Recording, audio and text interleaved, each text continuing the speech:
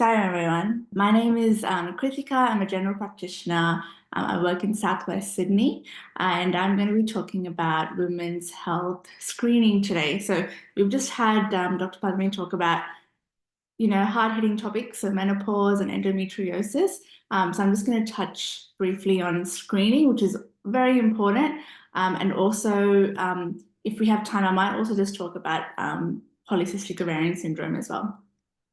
So I wanted to just start by saying that I think we're very privileged to live in a country like Australia by Swami's grace because we have access to screening programs, and not all countries have access to screening programs. So what is screening, right? That's the first question. So screening is a test that is done on people who are well, who do not have any symptoms.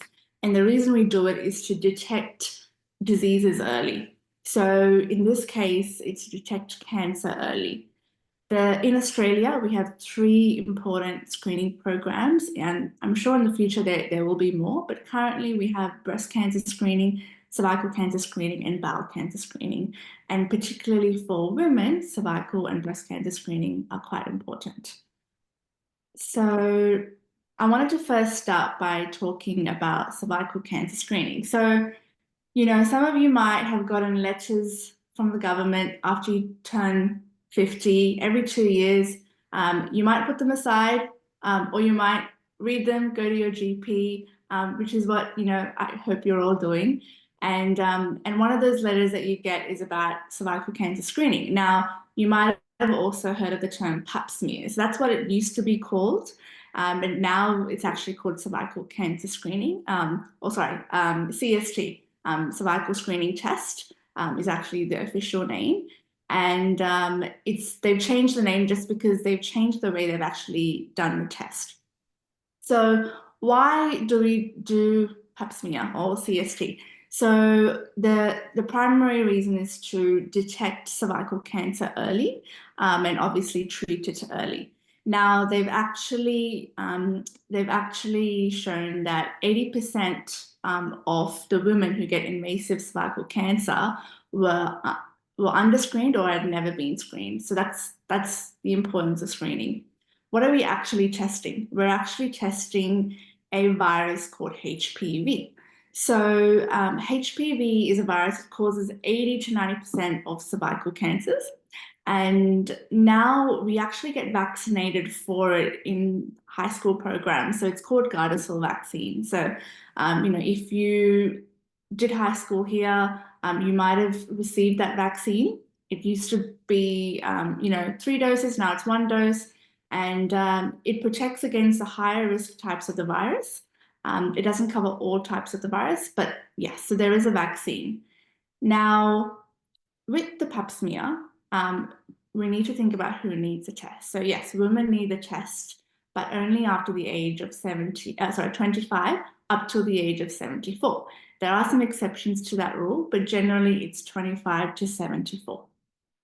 And it's women who've ever had sexual contact with another person. So if you've never ever been sexually active, you don't need the test. But if you've ever had sexual contact, yes, you do. And even if it was a long time ago and you're not currently sexually active, you still need the test because that virus can stay in that body and then it can develop and cause changes to the cervix. So it is important that you do that test, even if you're not currently sexually active. Now, how do you get the tests done? So GPs is the best place to go, the easiest place to go to get the test. So what actually happens when you do the test? So this is on the picture on the left. There is a picture of the uterus, and then at the bottom, you'll see a donut-shaped thing. That's the cervix. So that's the bottom of the uterus, and that's where we're taking, that's what we're taking a sample of, and that's where cervical cancer will arise. So we take a sample of that, we'll send it off, and then you get the result. So if the result is normal, we repeat the test every 5 years. That is a new rule as of a few years ago. It used to be every 2 years, but now it's every 5 years.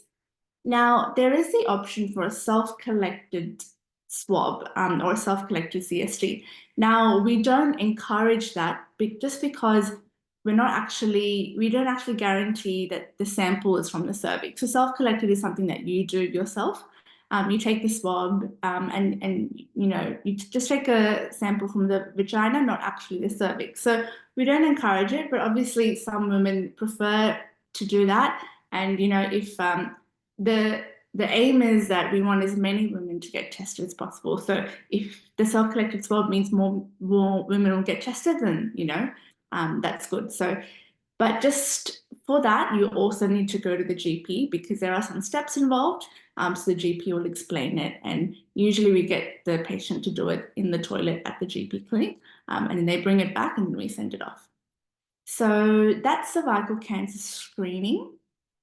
The next important screening that I wanted to talk about was breast cancer screening. So breast cancer is the most common cancer in women in Australia. And, we have a lot of awareness programs about it, which is really good. The screening for breast cancer, what is it actually testing? So it's testing signs of breast cancer. And what is a screening? It's a mammogram. So the picture on the left is of a woman who is undergoing a mammogram. A mammogram is an X-ray. It's an X-ray of the woman's breasts, and it's looking for signs of breast cancer. So who needs a test? Women between the ages of 50 and 74. So it's free for those ages. It's every 2 years. In saying that, it is actually free for women between the ages of 40 and 50, but you won't get a letter from the government. So you won't be officially invited into the screening program, but it is eligible. So if you do want to get it done before the age of 50, I recommend that you speak to your GP first to see if you actually need it, and then they'll tell you where to go. So how do you get a mammogram done? So there's 2 ways. You can go to breast screen. So there's a few, breast screen has a few locations across every city in Australia. You can call that number that I put on the slide. You don't need a referral from a GP. You just call, book an appointment. You can do it online as well. They have a website. Or you can go and visit your GP, and the GP can give you a referral to other imaging places around your area. So it's not just breast screen. Your local radiology place can do a mammogram as well. Sometimes you might need an ultrasound, but again, that really depends on the results, and it's specific circumstances might need an ultrasound. But the screening itself is just a mammogram. It's just the X-ray. And how often do we do it? So it's every 2 years from the age of 50. But there is a caveat. So if you are higher risk, you might have to do it every year. Again, it's a conversation you have to have with the GP, and the GP will determine what your risk is. But if you're baseline or average risk, it's every 2 years from the age of 50. Okay. So I wanted to talk about breast self-check. So it's really important. Yes, there is a screening program for breast cancer, but regardless, we should all, as women, be doing our own breast checks at home. And women as young as 18 can start doing these breast checks. So what does it involve? Sorry, I should actually say before 18. So everyone, all women should be doing a breast check. So the best time to do a breast check is after your periods. Obviously, if you've had menopause, then that rule doesn't apply. But a few days after your periods is the best time to do it, because you can have lumpy breasts during your period. So you might get a bit scared. So we always recommend that you do it 2 to 3 days after. And when you do the breast check, it's important. So the first thing is to actually have a look at your breast in front of the mirror, look for any asymmetry. If there's anything that's standing out that's really obvious, that you're worried about. And you check your breast, but you also check your armpits. So the reason is with breast cancer, it can spread into the lymph nodes. So they're glands that we have in our body, and the breast cancer can drain into those lymph nodes, and we have those lymph nodes or glands in our armpits. So that's why we also encourage that you check your armpits. Now, so the finger pads are the best things to use when you're doing the breast check. And you want to so with the breast check, it's, you can do it however you want to. You can either go in a circular motion or up and down. But, as long as you cover the entire breast, that's the aim. So what are we actually looking for? So we're looking for any changes in the skin texture. So you might get some dimpling. You might get some parts that feel a bit hard, a bit thick. Lumps, obviously, the main thing to look for. You might get, so the other thing is you can get changes in your nipple. So you can get the nipples being pulled in, or the direction. You can get nipple discharge, specifically blood. That's a worrying sign. The other thing you can look for is, like I said, asymmetry. So if there's any changes in the size or the shape, and also pain, that's an important one, obviously. Any changes, so we talked about skin changes, but also rashes or crusting of the nipple or other parts of the breast. And like I said before, any swelling of the glands in the armpits or even around the neck and the collarbone. You have glands in that area as well, so that breast cancer can drain into that area as well. So these are the things to look for in a breast check. And we should all be doing this every month if possible. And and if there's anything you're concerned about, please go and visit your GP. So the third screening program, bowel cancer screening. So again, this is something that we, after the age of 50, we get a letter. And what is it? So what is it trying to look for? It's trying to look for signs of bowel cancer. So it's actually looking for traces of blood in the poo that's invisible to the human eye. And we get this posted out to our house. So what you're seeing on the left, and it will have a step-by-step list of directions on what to do. If you're confused, just take it to your GP and they can explain it. If you didn't receive it for some reason, there may be, you might have changed addresses, just go to the GP. They have a supply. You can also order a free kit online as well, and then they can send it to you, sorry. Now, who needs a test? So anyone between the ages of 50 and 74. If this is a new thing, so if you are 45 to 49, you can actually get the kit for free now. You won't get a letter, but you can do it for free. So all of these screening tests are only free between those age groups. If you do it after or before, you might have to pay. So it's free between the ages of 50 and 74. 45 to 49 is free, but you won't get the letter, so you just need to go to the GP, or you can order a kit online. So I've spoken about how to get the kit, and it's every 2 years if the results are normal. Now, there are certain situations where you might be increased risk. You might be doing colonoscopies, in which case you might not need to do this, but your surgeon or your gastroenterologist who's done the colonoscopy will tell you if you need to do this test. So it's called the FOBT, that's the official name. And they'll let you know. But generally, for general population, it's every 2 years from the age of 50. And I might just very briefly cover polycystic ovarian syndrome.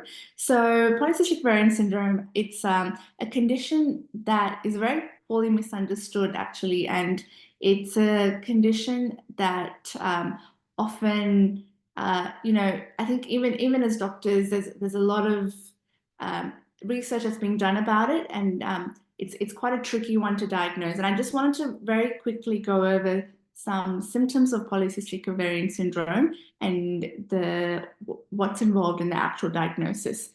Just because, I think it is something that a lot of, especially younger women face. So I just thought I'd quickly talk about that. So it's called polycystic ovarian syndrome, but funnily enough, you don't have to have cysts in your ovaries to actually have this condition. So it's a condition of hormonal imbalance.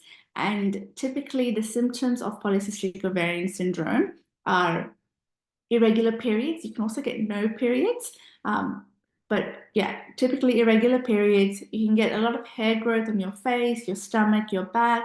You can get hair thinning or female pattern baldness. You can get acne, pimples. You can find it very hard to lose weight, or you can, be gaining a lot of weight, and you can have difficulty getting pregnant. So these are just some of the symptoms of polycystic ovarian syndrome.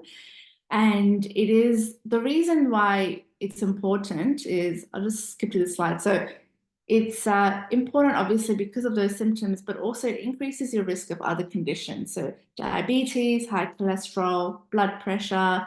Obstructive sleep apnea is a condition where when you're sleeping, the upper airway here collapses. So you're not getting enough oxygen while you're sleeping.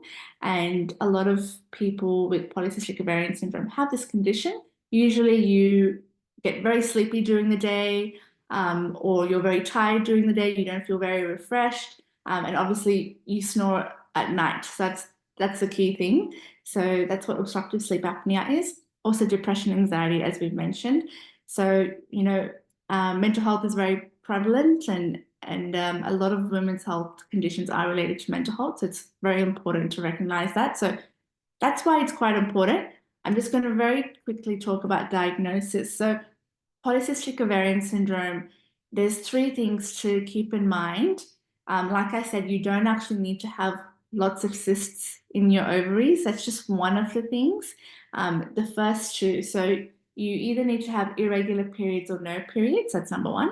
Second one is you need to have high levels of androgens or male type hormones. So that can manifest as acne, excessive facial and body hair, or we do a blood test to show if you have high levels of androgen. So if you have two of those three criteria, you're diagnosed with polycystic ovarian syndrome. You might just have irregular periods and lots of acne or excessive facial hair, and you might have polycystic ovarian syndrome.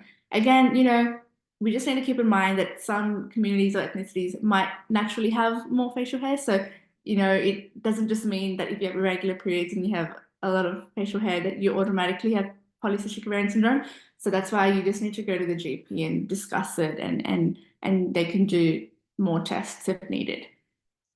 And yeah, just treatment. So I don't want to go into medications, because I think the most important treatment for polycystic ovarian syndrome is actually healthy lifestyle. So not just exercise, but also diet is really, really important. And I think, like it was mentioned in the last two talks, mental health, so mindfulness, meditation, talking to people, and sharing your concerns, your thoughts, all of that is really important. And it's all about holistic well-being and holistic care. So that's what's really important when it comes to polycystic ovarian syndrome. And obviously there are medications, but yes, that's obviously something you can talk to your GP about. So I think I will end it there.